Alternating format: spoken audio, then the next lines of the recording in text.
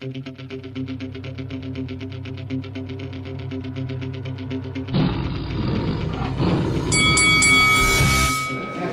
there, it's Alan Smith, head of Sky Sports Boxing, and you're watching Lights Out.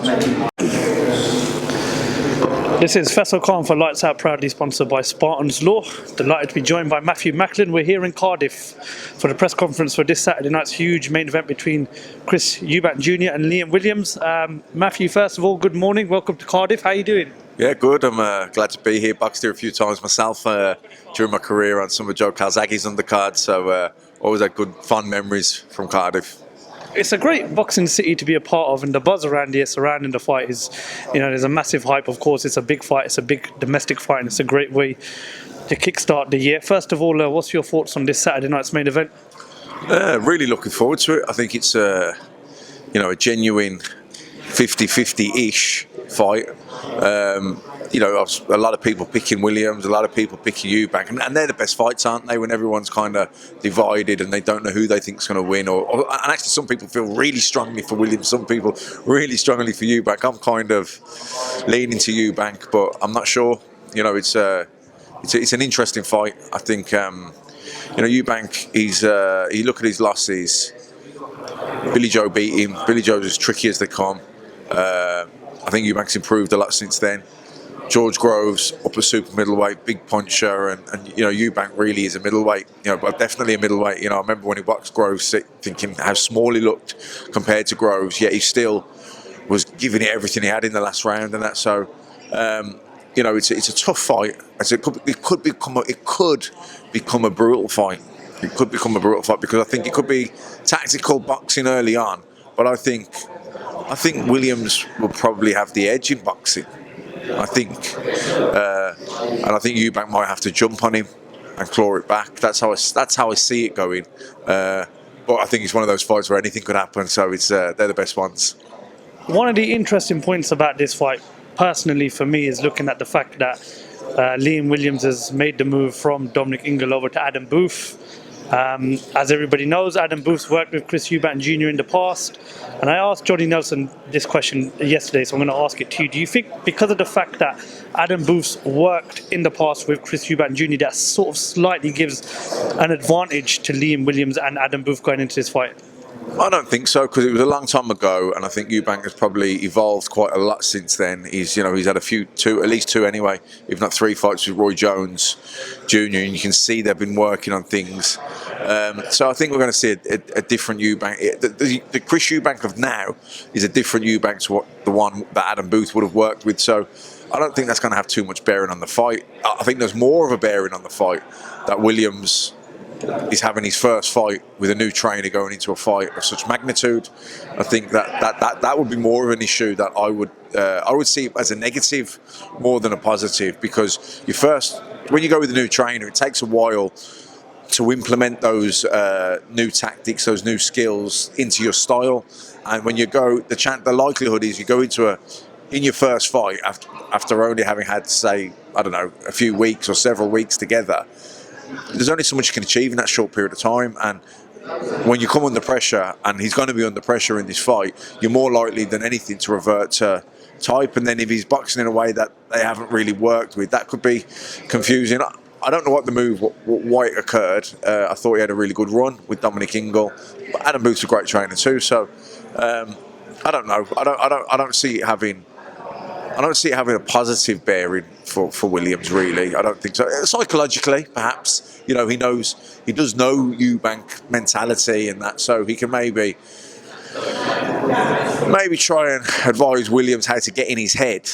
But I think from a tactic skills point of view, I think Eubank's a different fighter now. Another good thing about this card is Clarissa Shields will feature on it as well. She'll defend her unified middleweight titles of the world against Emma Kozin.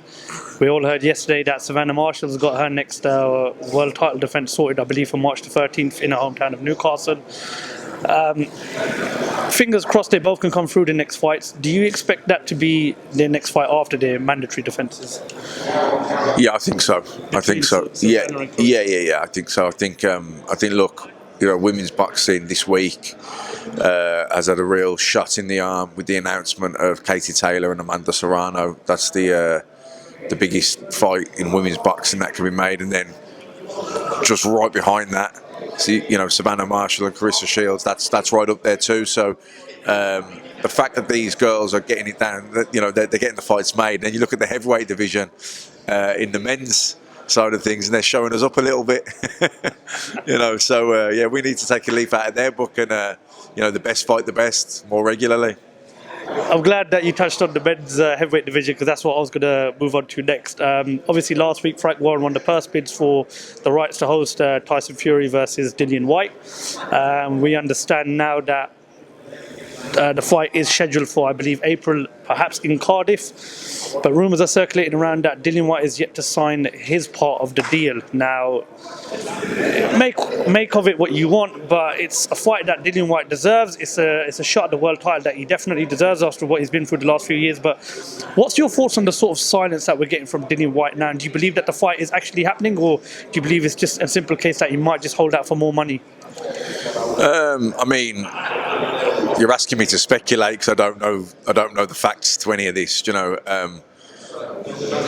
Look, when there's silence going on, that usually means there is something going on behind the scenes, and maybe they've been told not to say anything because it could prejudice the case. So there could be something legal going on. That would be my guess at the silence. We know he wasn't happy with the financial terms of the offer. Went to a purse bid. Obviously, the WBC ruled on the 20% split for Dillon as the challenger. I think they've objected that, and I guess they're waiting for the arbitration, the results of that. That's my guess, but I don't know. Does that fight happen? Do you believe 100% we'll get that fight, or do you think Tyson Fury may possibly go down another route? I mean, I know there was talks of a Robert Helenius or Andy Ruiz. I know yesterday SJM Boxing put a post up that Joe Joyce will take the fight if Dillian Whyte doesn't want it. What do you think happens next with Tyson Fury, and who do you think his next opponent will be?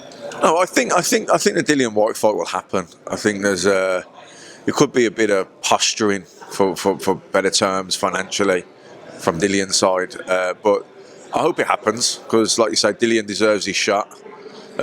He's the genuine, legitimate mandatory challenger. He's waited a long time, and I hope it happens for Fury too, because it's a massive fight. He's been out in America boxing, and his fight here, we want it to be against the best available opponent. So, and I think that's Dillian Whyte. So, I hope I don't know the facts. I don't know, who knows what way it'll turn out, but I definitely hope it happens.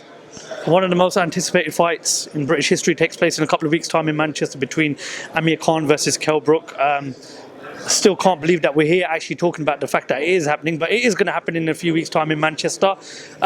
Your thoughts on the fight itself? Who have you got as the favourite? And yes, the fight's happening a bit later than people would have wanted, but do you still think the fight can deliver in terms of the level that they're at right now? I think the fight will deliver. I think the fight will be a good fight. I think the fight will be an exciting fight. It won't be of the same quality or standard of what it would have been several years ago when they were in their peak, let's say, in their prime. There's no point beating around the bush and saying, that they've seen better days. Both of them have seen better days. Like Cal was retired, and we thought Amir was, and they were doing celebrity stuff. It's not really.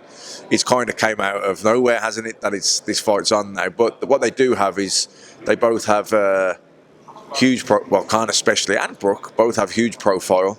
It's a fight that crosses over to the masses, to the casual fan. There's genuine bad history there, which is always a good selling point.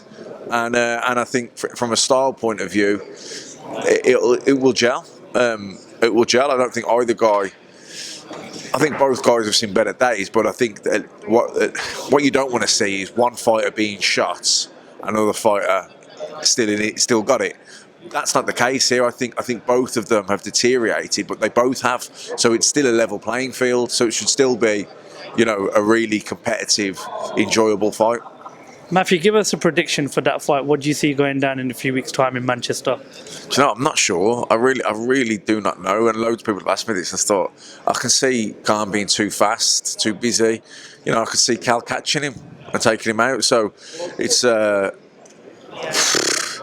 don't know. I'm sitting on the fence on that for now. Anyway, I'll make my mind up during the week. I think a lot of people are sitting on the fence.